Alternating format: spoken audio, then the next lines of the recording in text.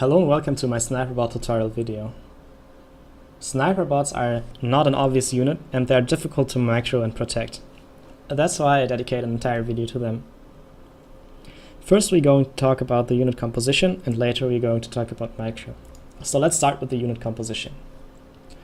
A standard group of Sniperbots consists of 3 Sniperbots, 1 shield generator and 1 flak.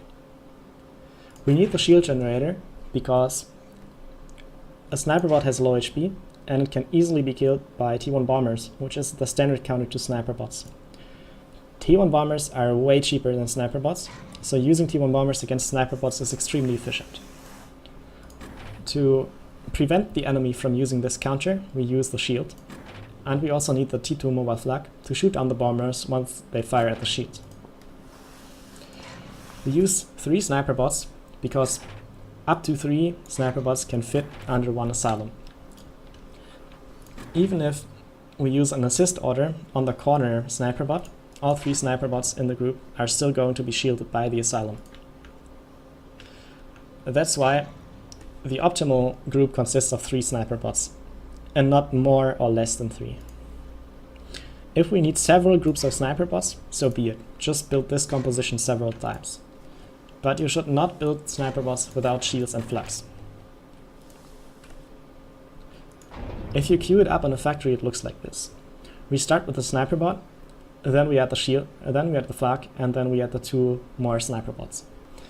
And the reason is that as soon as our first Sniperbot is entering the battlefield, we already want to have something that is going to protect it coming out of the factory. Because losing Sniperbots to T1 bombers really hurts. For the same reason we built the flak before we built the 2 extra Sniperbots. This is all you need to know about unit composition. 3 is your optimal number, add 1 shield and 1 flak, and if you need more, build this group several times. Now let's talk about micro. When you micro Sniperbots, you need to make sure that you always operate within radar or vision range of the target. Because we need to manually retarget and move the Sniperbot several times in the process of sniping, and that only works if we have intel. If you do not have intel, build a T1 air factory and stream scouts over the target until you sniped it.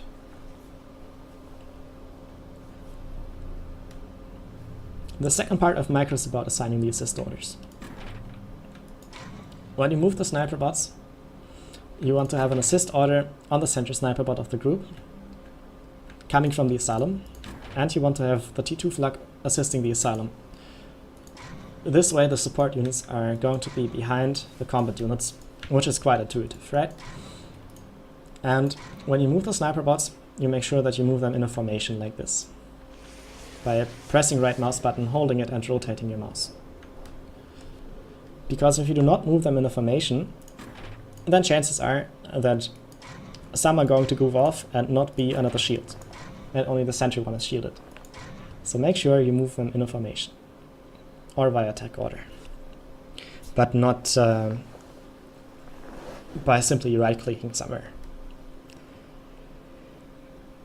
It is also useful to assign a control group.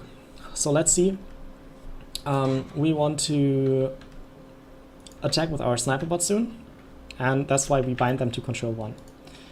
If we build our base now with our ACU, and then we realize we need to quickly go back to the Sniperbots, we can double tap the key number 1, and we will go back to the Sniperbots. And this works for any number key. Double tapping it selects and centers the group on the screen, and pressing Control and that number assigns it to this selection.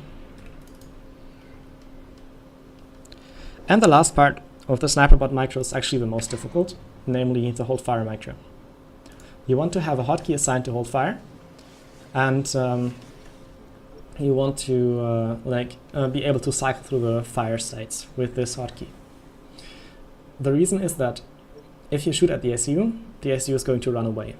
And while it's running away, there are times when the ACU is just outside this red range, because the Sniperbots are following if you simply give this attack order, right? So they will basically stop, shoot, follow, stop, shoot, follow, stop, shoot, follow, and so on. As a beginner, you soon learn that you can't really use experimental this way. Like sometimes you try to kill enemy ACU using this sort of like attack order behavior, and it won't kill the ACU in time before the experimenter gets overcharged or something like that. And we have very much the same situation with Sniperbots. So you want to make sure that you put them to ground fire, or like engage target, doesn't matter, either of the two, whenever the enemy unit is inside the range. And whenever the Sniperbots are reloading and moving, then you want to make sure that you deactivate hold fire, because otherwise the Sniperbots are just going to target some random stuff, such as these mantis bots or the land factory or like the anteater, right? Can be anything. The Sniperbots will only reliably shoot at the ACU while the ACU is inside this red circle. And it's problematic that the ACU is sometimes outside the circle, because we don't have so many projectiles, right? We shoot once in a few seconds, and the fire cycle is quite slow, right? It takes forever to reload. And if one of the shots targets a mantis bot, for example, it increases the chances that the ACU is going to survive. So make sure to use this hold fire trick, which I'm going to demonstrate now. First, I use the hotkey to activate fire. We shoot at the ACU, and you can see like some shots even hit the hill, which is a shame. But that happens. We cannot prevent it as easily as preventing that we target something different. The ACU is going to retreat. Commander under attack. And we are going to follow. The Sniperbots are reloaded now. We target the ACU, and we put it back to no fire. We follow. We shoot. We deactivate fire again. We follow. We shoot. And we deactivate fire again.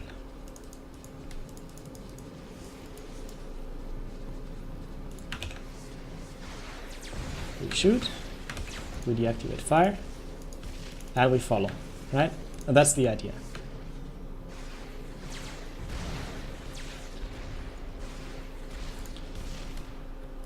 The attack order is only going to work as long as the ACU is inside our range. Whenever that's not the case, we put it to hold fire.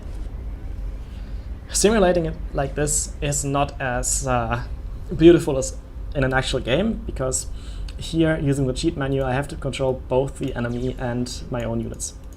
But responding to enemy micro in an actual game is much easier than that. Usually you find the time to give this formation move order and put them on hold fire, and actually react to whatever the enemy is doing, right?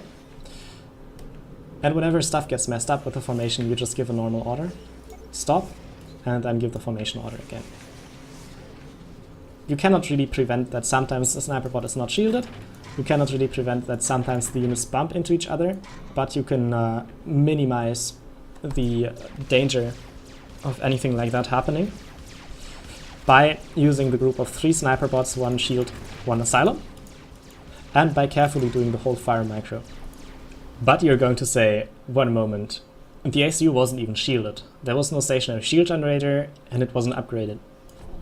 How often does it actually happen that an ACU is completely unprotected?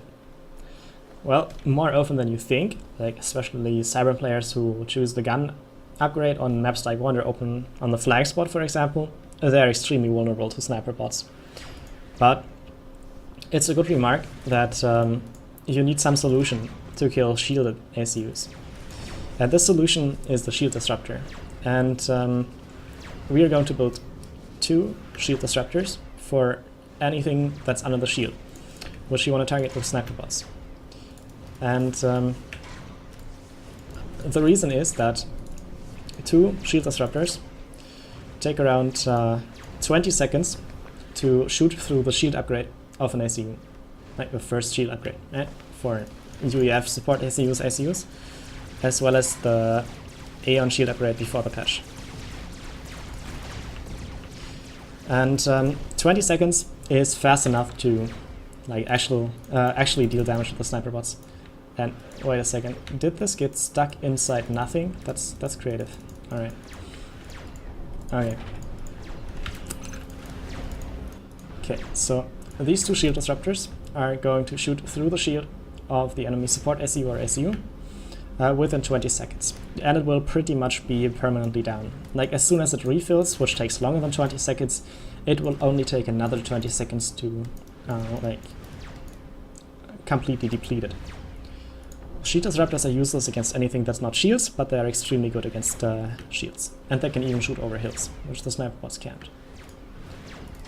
And the same stuff again with the micro, right? No difference here. In terms of Sniperbots, I just built these extra asylums.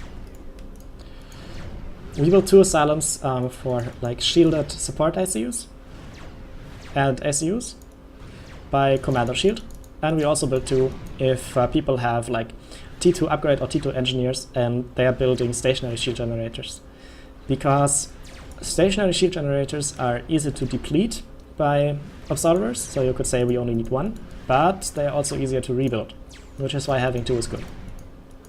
More than 2 is usually overkill. Rather add more Sniperbots. But 2 is going to be your magic number here. And then you can also take care of shielded targets. I hope this was useful, and good luck with your snipes.